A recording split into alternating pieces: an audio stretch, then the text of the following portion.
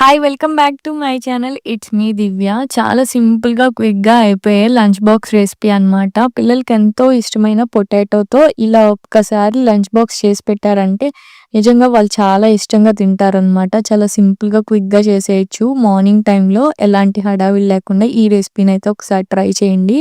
First దీనికోసమైతే ఇలాగా పొటాటోని peel చేసుకొని, సన్నగా ముక్కలుగా కట్ చేసుకొని, వాటర్‌లో వాష్ చేసి పక్కన పెట్టుకోండి. దీంట్లోనే ఇప్పుడు రుచికి సరిపడంత సాల్టు, అలాగే ఒక పావు టీ స్పూన్ వరకు కారాన్ని కూడా యాడ్ చేస్తున్నాను. ఎందుకంటే కొంచెం స్పైసెస్ యాడ్ చేసుకుంటే మంచిగా ముక్కలకి అన్నీ కూడా స్పైసెస్ బాగా పడతాయన్నమాట. ఇందులోనే ఒక పావు టీ స్పూన్ వరకు పసుపును కూడా వేసుకొని ఒక్కసారి ముక్కలకి ఇలాగ ఉప్పు, కారం, పసుపు బాగా పట్టేలాగా ఇలాగా అయితే మ్యాగ్నేట్ చేసి పక్కన పెట్టుకోండి. దాంతో మనకి ముక్కలకనేది స్పైసీ బాగా పడుతుంది.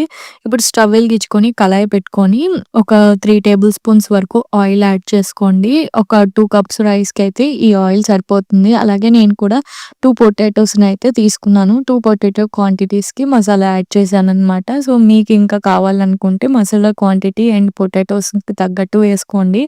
ఆయిల్ యాడ్ చేసుకున్న తర్వాత ఒక్కసారి మ్యాగ్నేట్ చేసి పక్కన పెట్టుకున్న పొటాటోస్ ఒక 5 మినిట్స్ తర్వాత ఇలాగా ఆయిల్‌లో వేసుకొని కొంచెం ఫ్రై చేసుకుంటే మంచిగా ఫ్రై అవుతాయన్నమాట.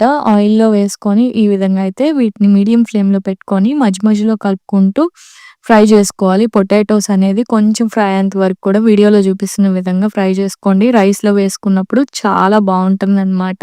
సో, ఈ విధంగా అయితే మధ్య మధ్యలో కలుపుకుంటూ మీడియం ఫ్లేమ్‌లో పెట్టుకొని పొటాటోస్ అన్నీ కూడా చక్కగా మంచిగా ఫ్రై అయ్యేంత వరకు కూడా ఫ్రై చేసుకోవాలి. వన్స్ కొంచెం 70-90% కుక్ అయ్యేంత వరకు ఫ్రై చేసుకున్న వాటిని పక్కన తీసి పెట్టేసుకొని, ఇప్పుడు అదే ఆయిల్‌లో తాలింపు గింజలన్నీ కూడా వేసుకొని, ఒక 2 నిమిషాల పాటు లో ఫ్లేమ్‌లో పెట్టుకొని, ఇవన్నీ కొంచెం ఫ్రై అయ్యేంత వరకు కూడా ఫ్రై చేసుకొని, ఒక మీడియం సైజ్ ఆనియన్ స్లైసెస్‌ని కూడా యాడ్ చేసుకొని, ఇవి కూడా మంచిగా ఫ్రై అయ్యేంత వరకు కూడా మీడియం ఫ్లేమ్‌లో పెట్టుకొని, ఒక 5 మినిట్స్ పాటు ఇలాగ కలుపుకుంటూ ఫ్రై చేసుకుంటే సరిపోతుందనమాట. ఇప్పుడు దీంట్లోకి కొంచెం అంత పచ్చిమిర్చి, కరివేపాకు ఇన్‌కేస్ పిల్లలు పచ్చిమిర్చి తినకూడదు అనుకుంటే గనక స్కిప్ చేసేసేయండి. పచ్చిమిర్చి, కరివేపాకు వేసుకోవటం వల్ల ఫ్లేవర్ బాగా వస్తుంది.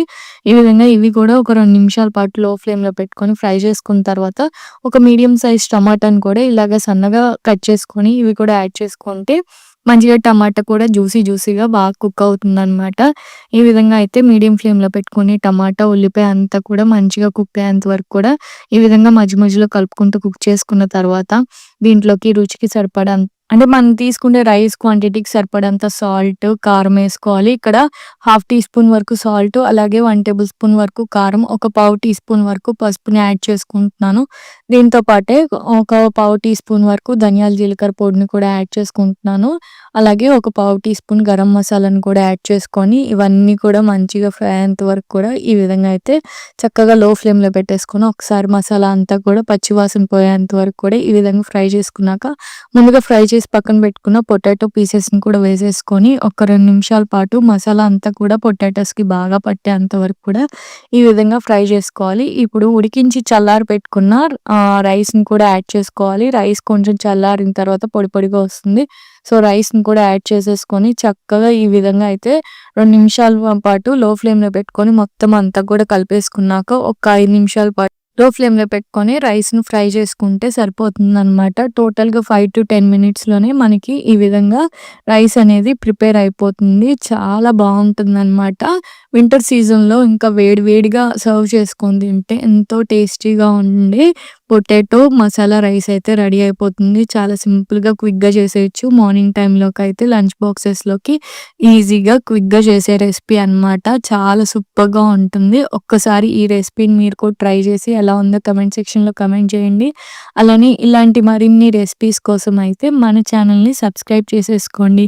మీ ఫ్రెండ్స్ అండ్ ఫ్యామిలీ మెంబర్స్‌కి షేర్ చేయండి, లైక్ చేయండి. Thank you for watching this video.